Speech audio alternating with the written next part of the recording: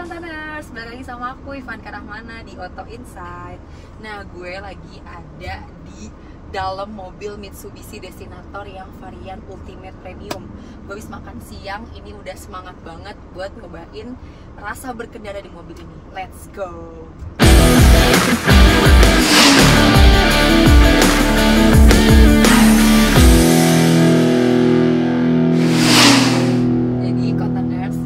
Habis makan kan di Pasmod BSD, tadi habis makan siang di sini.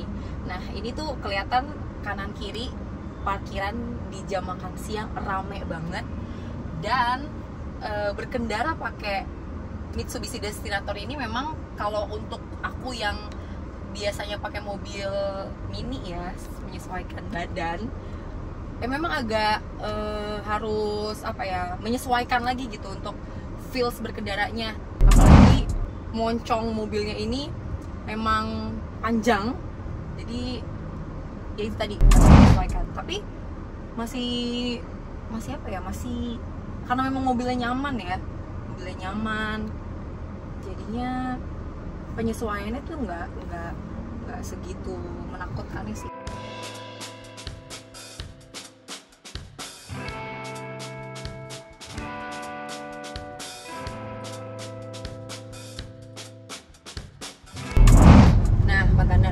Untuk kekedapanan dulu ya. Jadi kekedapannya itu udah cukup sebetulnya untuk aku ya. Cuma pertama masih terdengar sedikit suara dari mesin mobil ini. Yang kedua, kalau aku lagi deket banget sama mobil kanan atau kiri, itu juga masih terdengar meskipun sedikit suara-suara dari mobil di samping kanan kiriku. Mungkin ini terjadi juga karena kaca dari mobil ini tuh belum double glass.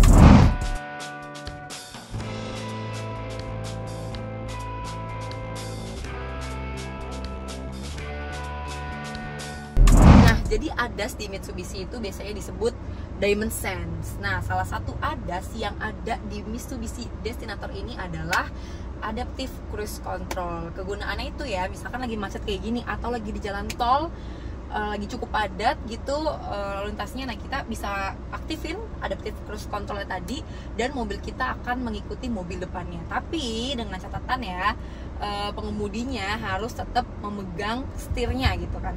Jadi gak boleh dilepas sama sekali gitu, gak boleh dipegang sama sekali. Begitu, ini cukup menarik juga sih untuk para pekerja yang emang kerjaannya di dalam kota, lagi macet, pulang kerja macet, masuk tol juga macet. Nah, itu bisa banget dipakai Adaptive Cruise Controlnya. Jadi sangat berguna banget ya. Ini mobil kan mobilnya jenis SUV ya, jadi ground clearance-nya juga 244 mm, sangat tinggi, makanya suspensinya ini memang keras atau bisa disebut kaku gitu. Jadi suspensi depan ini pakai MacPherson strut dan suspensi belakangnya itu torsion beam.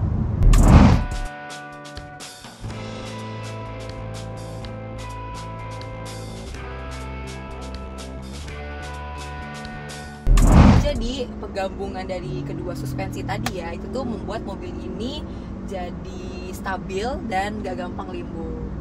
Mobil ini kalau diisi sendiri atau berdua itu memang masih agak masih agak kaku gitu, masih agak keras gitu kalau dipakai. Tapi kalau misalkan mobil terisi penuh, tadi kan ini mobil 7-seater ya, jadi kalau terisi penuh sampai belakang, jadi mungkin agak lebih enak gitu dipakainya karena banyak bobotnya gitu. Dengan ground clearance yang cukup tinggi tadi 244 mm, ini mobil bisa dipastikan sangat cocok untuk dipakai di jalanan di Indonesia, yang mana jalan Indonesia kan sering banget ya bolong-bolong, berlubang, dan nggak semua jalanan di Indonesia tuh mulus gitu. Nah, makanya mobil ini menurut aku bisa cocok untuk dipakai di jalanan-jalanan kayak gitu. Selain itu, ini mobil juga bisa nih dipakai untuk kalian yang seneng banget off-road ringan, untuk camping deket Jakarta ya. Nah, ini menurut aku sangat cocok lah.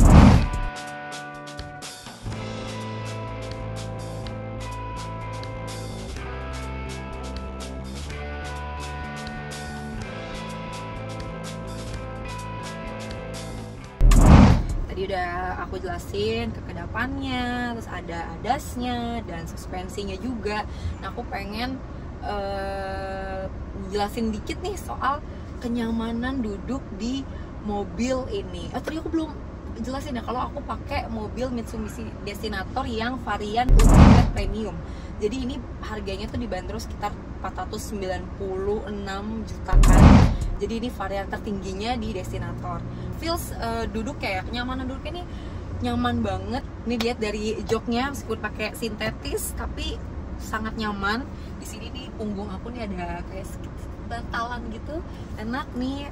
Headrestnya kayak kursi gaming ya, dia kayak bener-bener kayak ngikutin kesukaannya Gen Z kayaknya nih. Terus untuk setirnya sendiri juga masih sintetis, tapi nggak menurutku sih nggak begitu empuk sih. Jadi emang enak dilihat aja. Di sini juga ada kanan kiri ada tekstur, di bawahnya ini yang polosan, meskipun nggak begitu empuk, tapi dipegangnya ya cukup nyaman aja sih gitu. Di setirnya juga masih ada beberapa tombol ya, beberapa button untuk menyetel. Tadi aku bilang adas, salah satu adasnya ada volume, ada telepon, dan ada untuk audio radio seperti itu masih ada di sebelah kirinya gitu. Di sini juga ada emblem Mitsubishi, mewah sih ini memang setirnya. Nah tadi ya bahas audio, ini mobil di varian tertingginya udah pakai speaker dari Yamaha. Sebenarnya tadi aku dicobain dan emang nyaman banget di kuping gitu kalau lagi dengerin lagu. Tapi ini karena aku lagi akan diupload di YouTube ya, takut kena copyright. Jadi bisa aku pastikan kalau audionya nyaman.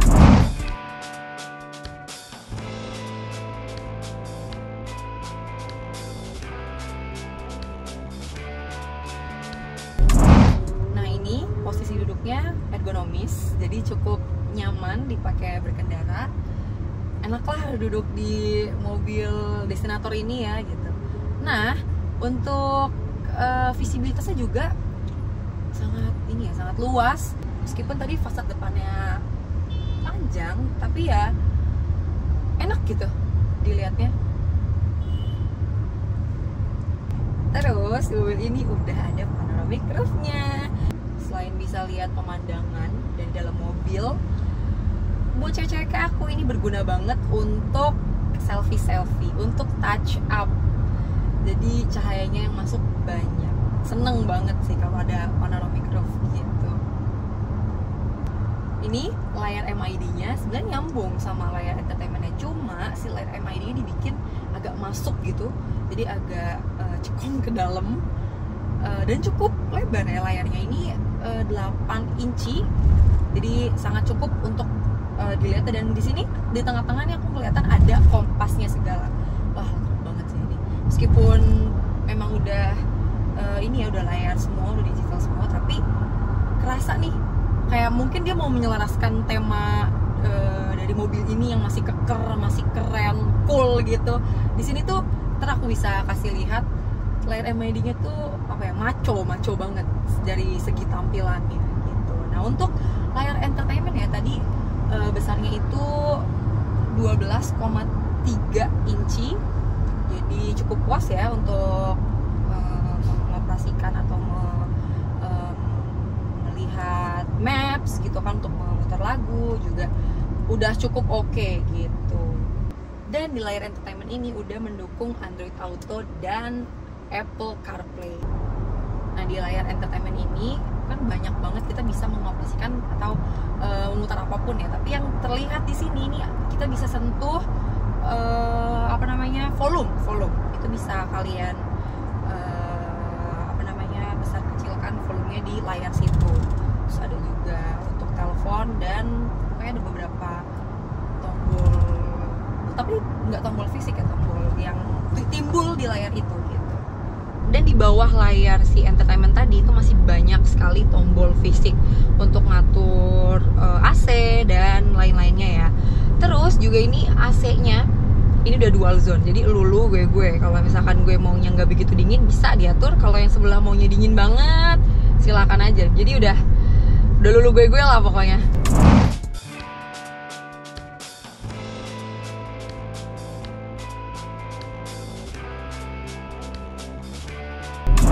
tapi ditarikan putaran bawahnya ini langsung kerasa, langsung pas kita injak langsung bertenaga gitu.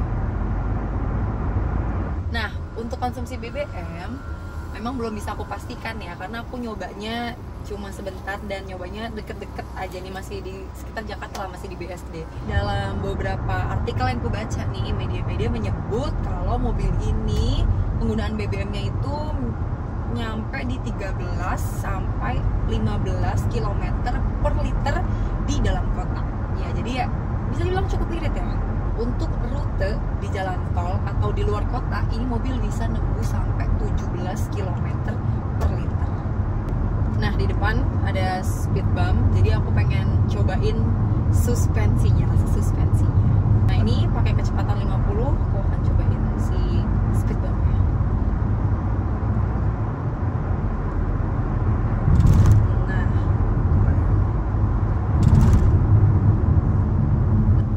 Ini karena tadi aku duduk sendiri ya, dan suspensinya memang didesain keras biar nggak limbung, jadi tadi ngelewatin speed bump ya cukup kerasa.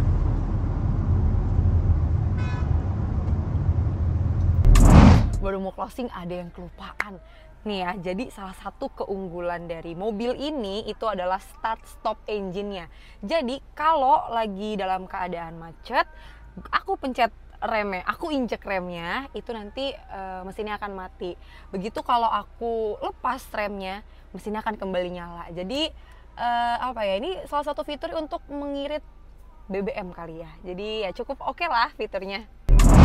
Nah, kontainers, itu dia ya pengalaman test drive aku untuk mobil Mitsubishi Destinator ini. Nah, nih aku lihat-lihat lagi, emang ya desain Mitsubishi ini emang jago banget sih, keren banget ya, maco, keker, cool, jadi bawahnya juga berasa jadi orang keren. Nah, gimana nih kontainers menurut kalian terkait Mitsubishi Destinator ini? Jangan lupa komen-komen dan jangan lupa untuk terus pantengin video atau insight di Kontan TV. Jangan lupa juga like dan subscribe. Sampai jumpa di video selanjutnya. Bye-bye. Keputusan bisnis terbaik datang dari data, bukan tebakan. Mudah berlangganan Business Insight dengan subscribe with Google.